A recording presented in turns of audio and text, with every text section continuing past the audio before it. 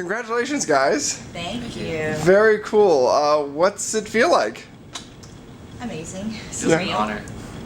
Did you ever have a point before, like, the finale, before the semi-final, that you were like, yes, I'm going to do this? Was there that hope from earlier on? Did you know from the beginning, maybe? I felt like I had a hope because I felt that maybe my food made the biggest impression of all, and up until this point I was able to show that I can showcase Caribbean fusion in all kinds of foods. If you asked me in top 50, I probably would have said I wouldn't have made it this far. But coming this close, I think you're so close to your dream about to come true, and yeah, it's a really big honor just to make it this far. That's cool. Well, what was the hardest thing so far? Like, well, obviously you guys have already finished, but what was the hardest thing up until just before the end? Hardest challenge? Yeah. Probably the dim sum challenge would have been the hardest challenge for me. Especially with so much like pride on the line. I really wanted to win that one, but to make it like tag team and where I actually couldn't cook the whole time, that was really stressful.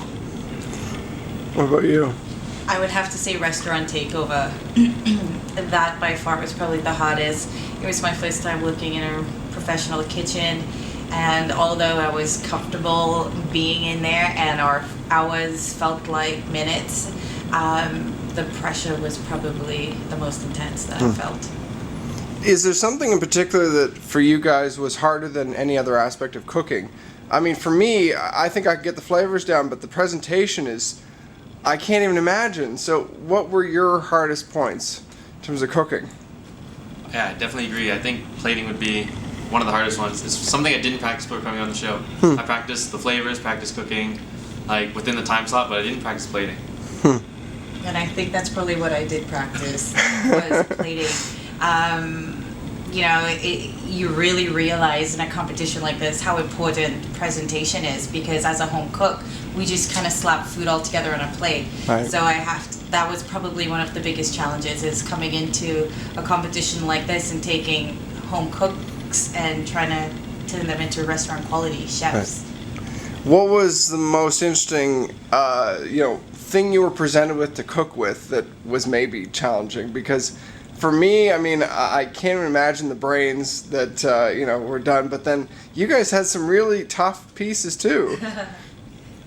I guess it would have to be that mystery box with like where all the chefs brought all their weird ingredients like durian, Right. black garlic, all that. That was a pretty hard mystery box for me.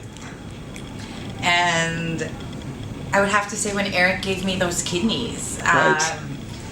that was tricky. I had never cooked kidneys before, and they were so strange looking, but I just tried to like relate it to something that I already cooked before and Right. try to execute that. I have to ask, too, I mean, for the audience, we don't know, but what happens in between each episode? Were you guys doing stuff in the background in between episodes? Like, were you While on preparing at set? all? Yeah, like, Of course. yeah, you had an opportunity to kind of We're do constantly prep. reading. Right. In our downtime, we're, kind of getting time to ourselves, and we're constantly educating ourselves and reading and preparing ourselves for the next competition. What do you think was the best thing that you read then during that time, or the best thing you practiced? Best thing I read, probably. That's a tough one. I don't know. There's so much because The baking stuff, I would Yeah. say, those yeah. were the things that really, I think, we tried to ingrain into our minds the most, because those were the things that we actually needed specific directions for. Right. Whereas for the rest of the things, we could just improvise and kind of go with the flow. I think baking was the key things that we kind of had to memorize, right? I agree. Yeah. If you didn't study up on baking, you'd be kind of screwed for the pressure test. Right. So then, between the both of you, what would you say about the other person that you think is the biggest challenge that you're facing off against before we get to this finale? I'd say bold flavors, like lots of spice, lots of flavors. It's hard to beat really exciting flavors because, Marida really knows how to spice up her dishes. And Eric's got that, he's got that innovation behind him. engineer mind, and he's got the chef hands. So who knows what can happen. Right. Well, then, in terms of going forward, what happens after this is all done? Whether you win or lose, what's the next thing for you guys? Win or lose, there's an amazing experience, unforgettable. And end game would definitely be to open a restaurant. One day in Toronto, it'd be a small place with like Chinese tapas. Small Chinese dishes, but refined, restaurant quality. Cool. What about you? Same thing here. Yeah. My dream would be to open a small restaurant with refined Caribbean cuisine where you can come and get a taste of the islands and a little taste of Canadian culture at the same time. Well, it must be, just from my experience, just from what I've seen, that it must be easier once you've got the knowledge out there about who you are and what you do.